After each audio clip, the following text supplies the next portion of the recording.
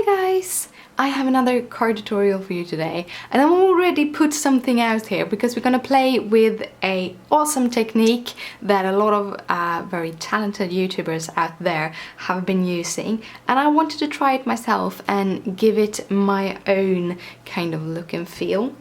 So we are going to do some die cut inlaying techniques, and the die cut or die we're using is this die. It's called Hexagon Border. It's by Simon Says Stamp, and I've already prepared a lot because it's a lot of small itty bitty details, but I thought I would show you quite a fun technique to get all of these hexagon out of it, because I have pre-cut a lot of different colors with this die.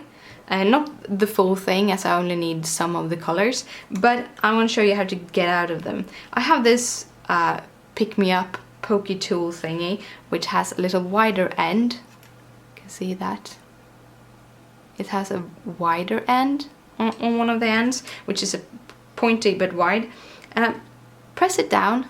Oh, I have to be on the screen too. And then I just carefully pull the paper up while I'm doing this. And this actually removes about 90 to 100% of all these teeny tiny hexagons, and it goes pretty fast. Quite time consuming poking all of them out one by one, and that just made it in 4 pulls, and that's so simple. Well, let's get into doing the project itself. We're going to start with a piece of copy paper, actually, because we're going to work on top of this, and you want it to be a thin and flimsy paper because you don't want it to build anything. So you take your copy paper and you carefully just add your tape runner to it, and what you want to do is you want to cover the whole surface with your tape runner so that it's totally covered and totally fine. The reason why you want to use your tape runner and not your liquid adhesives are that your liquid adhesives will dry before you're done. So just adding the dry adhesive as a tape runner will make this work perfectly. Then you want to layer your first die cut, or the outer layer of your die cut, on top of that copy paper. Like that. Now it's all sticky in all of these small holes. So then I'm going to use this pick-me-up tool, just because it has a like a sticky end here, and that's going to make things much easier. So we're going to start off with the color.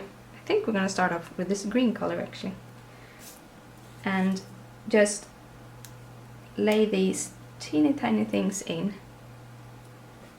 This is gonna be time consuming. Just gonna take some time, but I'm gonna speed mine up, but you are going to see me just adding to all this.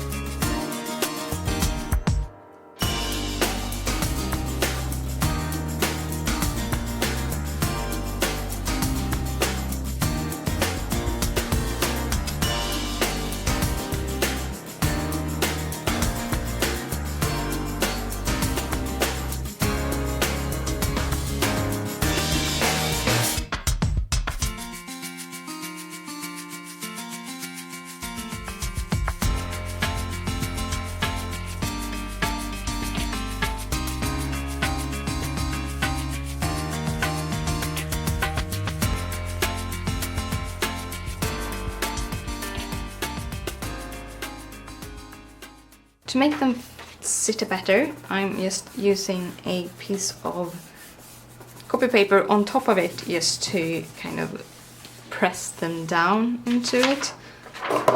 Then I don't get stuck in all of this. All of these, now I'm just gonna save those into a bucket and I can use them for other projects. Now we're gonna make the card itself. And we are going to use the white cardstock as the card base. This is basil marshmallow and we're gonna cut it at 5.5 to make it a standard A2 base.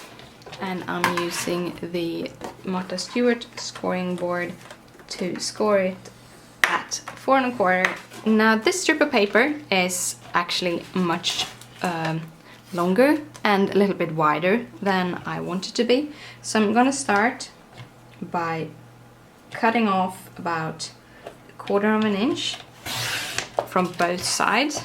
Also gonna need to shorten it a bit. So we're cutting it off in the middle of those. And then I want it to be 5.5. This is about 1.5 inch, so we are going to cut a strip that is 1 3/4 of this pink paper that came in the kit. We're gonna cut that down to 5.5 also. Then we're layering those two together.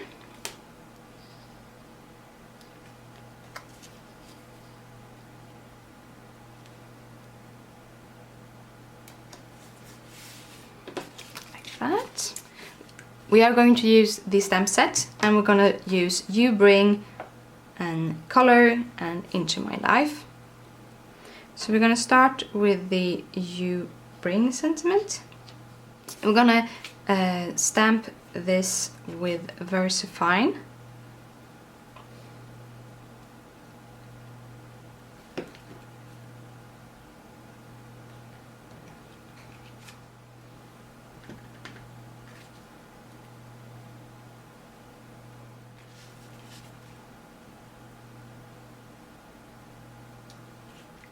Now we're gonna put together the last part.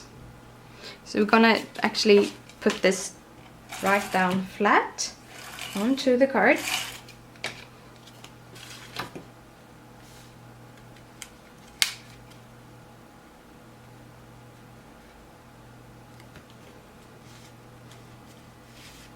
And as an extra detail to the card, I'm gonna use some sequins. So I'm dipping them in some glue,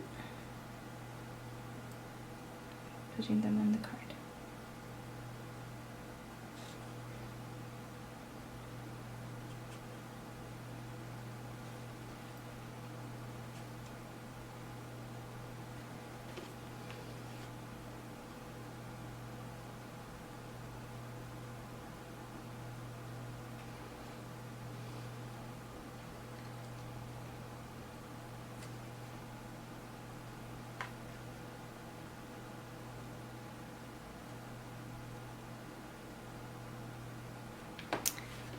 And that was the card for today. I hope you liked it and I'll see you later. Bye!